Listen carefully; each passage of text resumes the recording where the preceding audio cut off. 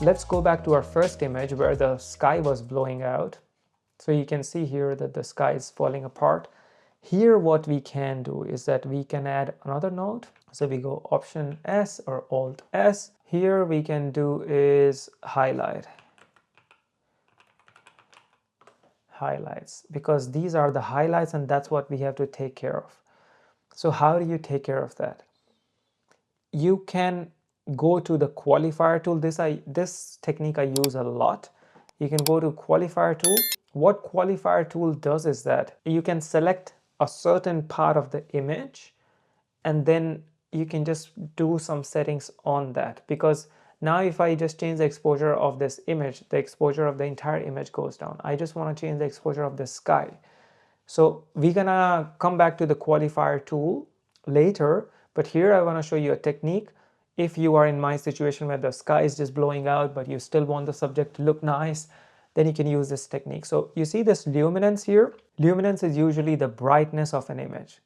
So if I just drag this corner thing towards the front, then what's going to happen is nothing, because I need to select this window. So if you see, go here, this is the highlighter. And what it does is that whatever you qualify here, it's going to highlight here. For example, as soon as you click on qualifier, and if I go to red, then it's just going to qualify the red and it's going to show you what area is selected. But we don't want to do that. We're going to just reset the qualifier. Something goes wrong, just click the reset button. Here we're going to go to luminance. We're going to come back to qualifier, don't worry. We're going to go to luminance and we're just going to select the areas which are the brightest in the image. So we go this all the way here. So here you can see that now the separation starts. So luminance is the brightness in the image. So if we just select the things on the right hand side, that is selecting the brightest part of the image. You can also see from this bar that here is the dark and here is bright. If we just move this entire bar here or maybe somewhere here, then it's only selecting the darker areas, but you want to select the brighter areas. And then what you can do, you can, refine the luminance a bit more. I'll go just until here. And then if you go to L soft, which means that it's gonna soften the selected area. So earlier there was a really defined boundary, but I want to highlight it like this. So you can see that some parts of the hut is also selected. So that's what I want to select now. Or maybe I want to go a little bit more up just to select like the really blown out areas. Yeah. So now I see what is selected. I would just turn this off.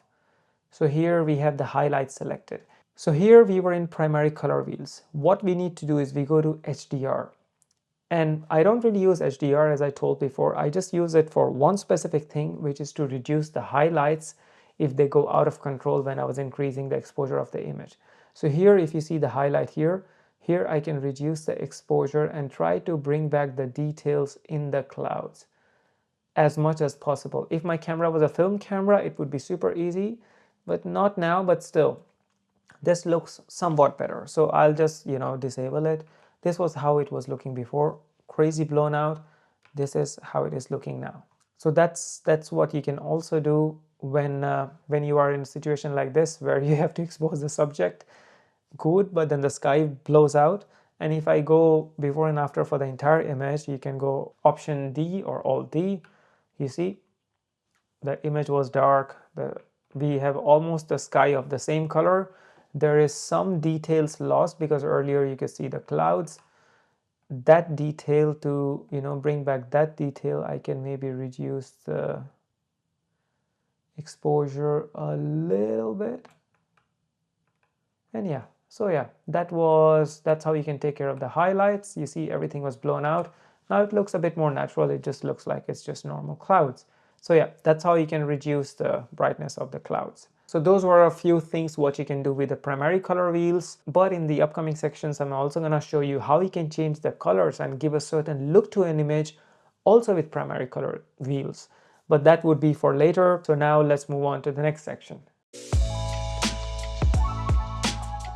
So in the last section, we did color boost with qualifying tool. And of course, you can qualify things with the tool which is here, the qualifier tool, but there's also a really cool way to qualify an entire area or qualify a shape.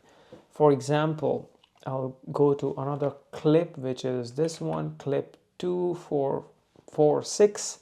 It's a really beautiful clip, so I think this can be the master footage. So with white balance, I'm not really gonna change it, and you can see that the image is spread out really good. But I have some issues with the image here. I would go here to exposure.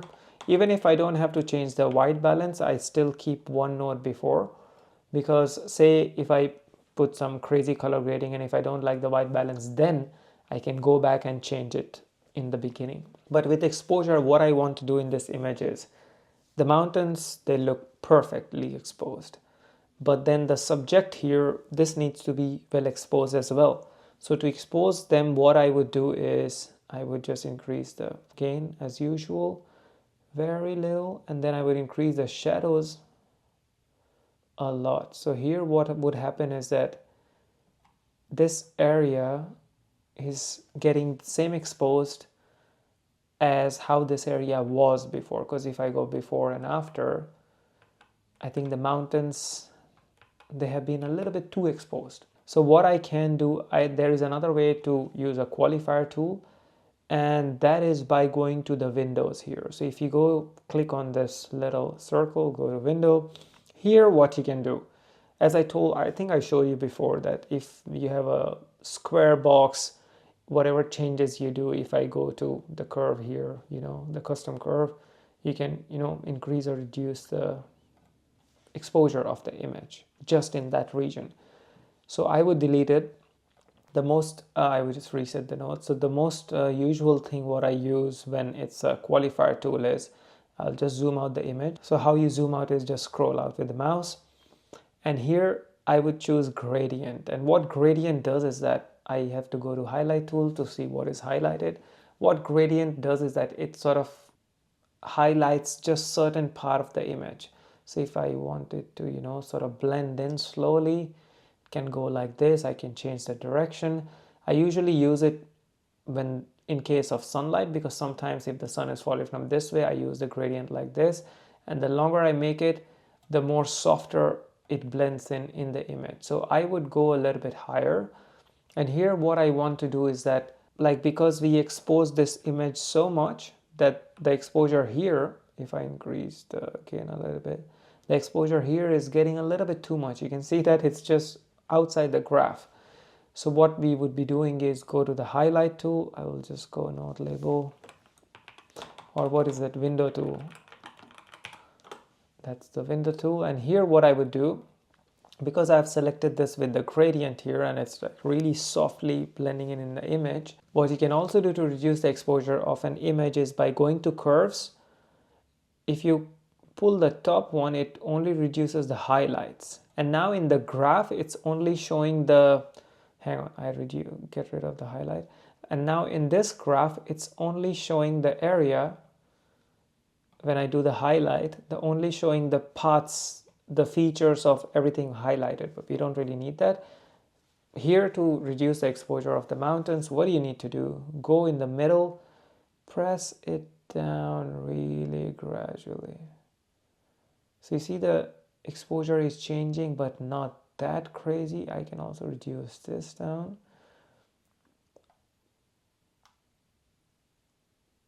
And now if we go before and after, let's make it full screen. This was before. So you see how softly the exposure of the top part changes. And of course I can go to the window page and reduce down the size and maybe bring it down. But then if I bring it down, the subject also can get de-exposed. But I think this area looks pretty good. It comes so softly that you wouldn't even feel that there is something there. You see, all the information in the sky comes back. And here, if you want, you can also play with the HDR, the highlight tool, what we mentioned before. Because I see that some of the parts here, they're kind of blown out. So if I just zoom in, I can see the parts here. And if I reduce it, then I can get a little bit of information in the image. So this was it before. You see there was just white, nothing. and we have retained so much information. So I'll just press Z to bring it back. So yeah, you see, I'll go before and after because it's so much fun. This was before the entire image, and as soon as I go after, you can see that the exposure on the top of the area is not that much changing. Exposure at the bottom part of the image is just changing drastically. This was before, after. How cool is this tool? It's just so cool.